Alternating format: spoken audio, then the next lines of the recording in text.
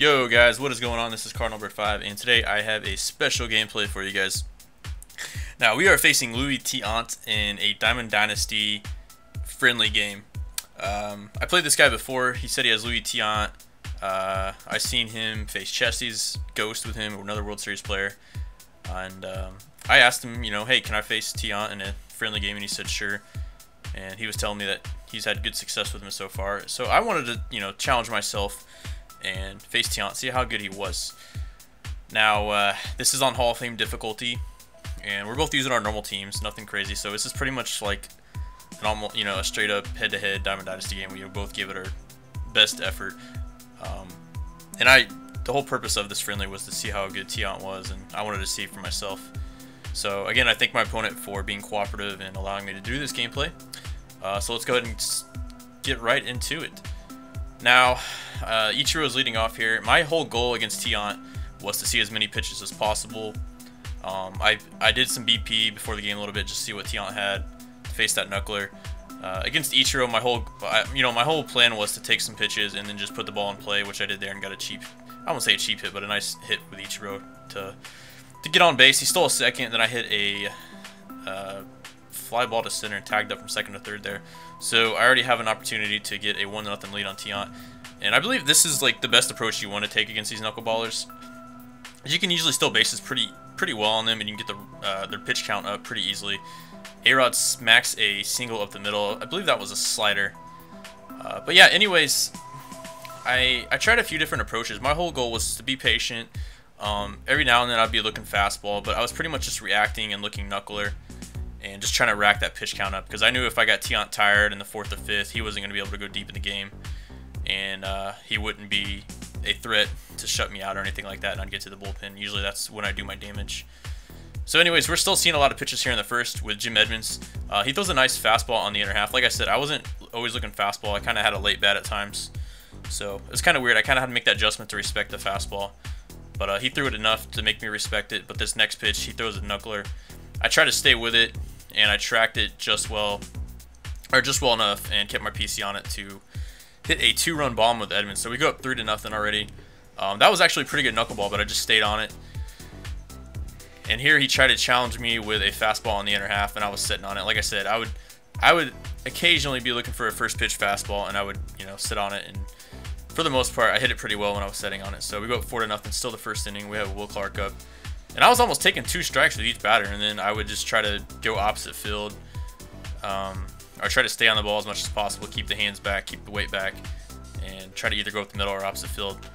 And that's what we were doing here. I was trying to make him challenge me with a fastball and bait him into it, which I did the last AB. He challenged me and he paid for it. So I think after this, he was trying to avoid throwing as many fastballs as possible. Here he throws another knuckler on the outer half. But again, if you guys just stay with it, you know what's coming.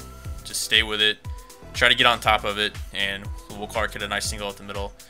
Here he made a really good pitch. I was over the top of this. I think that might have been a curveball. It was either a curveball or knuckler, but I was over the top of it, hit a weak dribbler to the pitcher for the second out. We're still in the first inning though. We got Carp up. Again, just trying to be super patient. If I get 4 runs and I can see 30 pitches the first inning, that's great. He's at 26 pitches right now.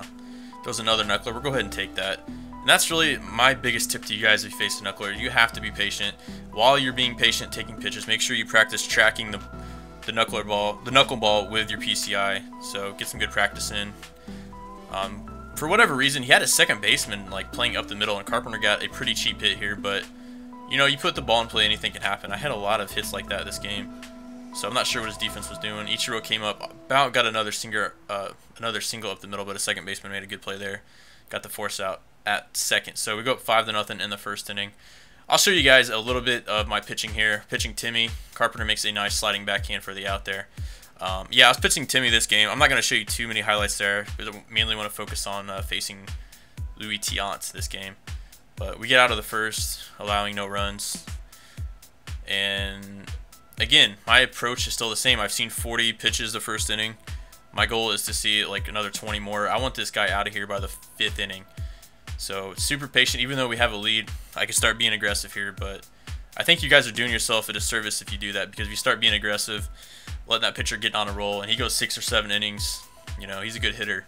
And if you allow him to stay in the game and Tiant gets hot, you never know what can happen. So you still want to be patient and make him pay for that really bad first inning he had and the high pitch count he had. So still trying to be patient here.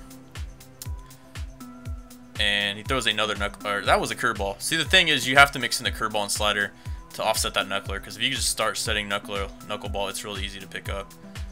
He throws that was a dirty pitch right there, I will admit. Had some really late movement, and I think that was one of the few times I struck out. Might have been the only time I struck out against Louis Tiant. I think that might have been. I'm not sure. But he held me in check there the second inning, but at least we saw some pitches. We're to the third inning here. We're still trying to see pitches. He's starting off with knucklers. He started to get away. He started to get away from the fastball a little bit more. Went with more sliders, palm balls, curveballs. But if you're facing Tiant, just assume you're going to get knuckler at least 60, 65, 70% of the time. And then adjust accordingly. If they want to start throwing you fastballs, that's the best thing in the world you can ask for. Here he threw me a slider away. I figured he's going to throw me a slider or curveball since he threw three straight knucklers there. So that was a nice hit by A-Rod. A-Rod was really good this game. Also, I'm using Will Clark this game. I took Hosmer out of lineup. But we get ourselves to a 1-1 count here. Good, seeing a lot of pitches. We take that slider on the inner half. Keep in mind, guys, Tiant doesn't have a lot of break on any of his pitches. They're all in the 60s. So his pitches aren't going to move too much. He does have 5 really unique pitches. You know, palm ball, knuckleball. Combine that with a slider and curveball. It makes it really tough. Will Clark almost got a base hit there, but his flashback Jose Reyes made a really good play in the hole to get a force out. And then we hit into a double play here at Beltre. But like I said, at least we're seeing pitches. So in 3 innings, I think we've seen at least like 60, 70 pitches. Now the latter half here, I get him the ground out to Carpenter.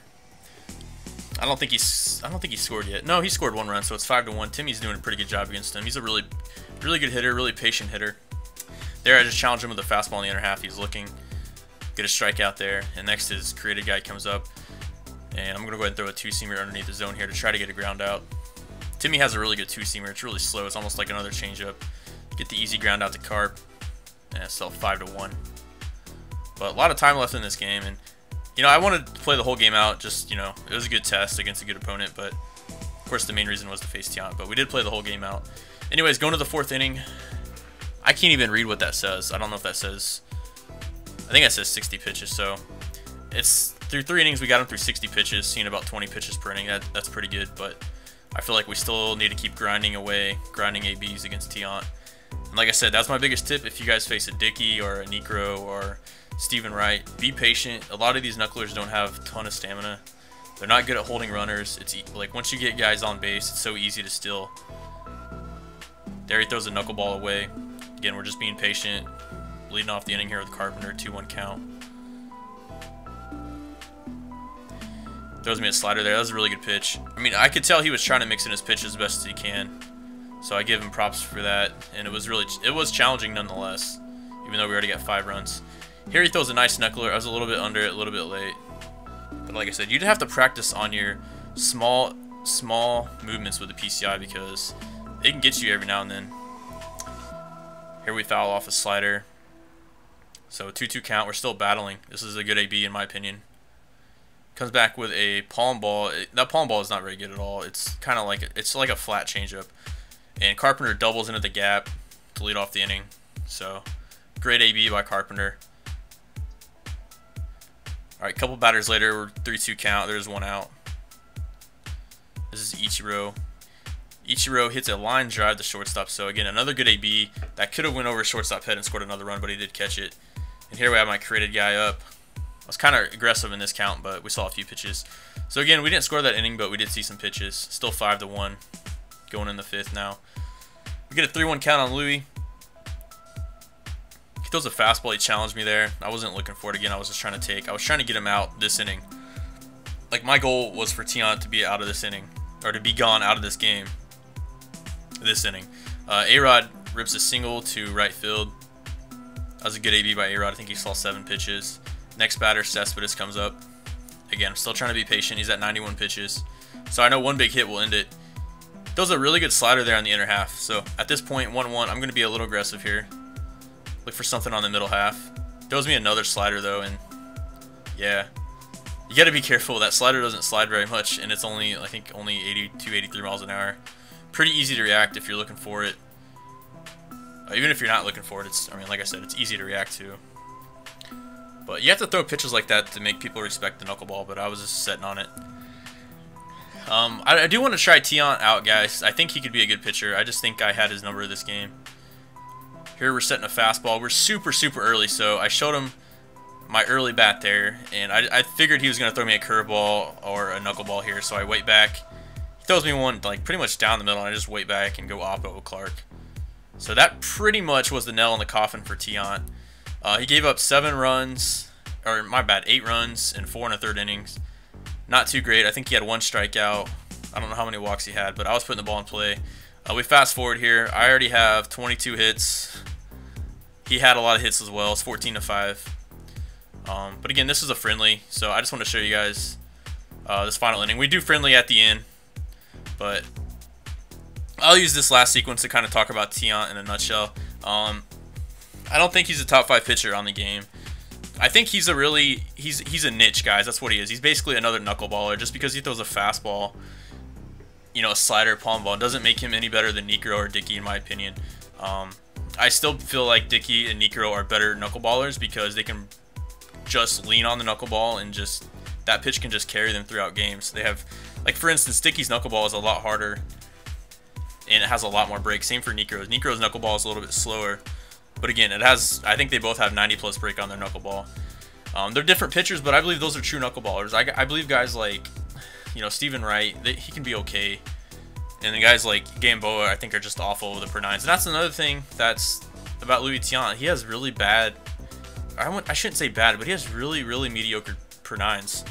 So your PCI is going to be decent size. And I found while playing him that I got a lot of hits just because of the per 9s. Like, sometimes I wouldn't even score up the pitches, but the PCI was so big, you know, it was good enough to give me hits and to drive the ball. A lot of times where I feel like if the per 9s were not there, or if the per 9s were there, I wouldn't have drove those pitches. So again, I don't think he's a top 5 pitcher, but I do want to get myself a Tiant, try him out, and review him for you guys.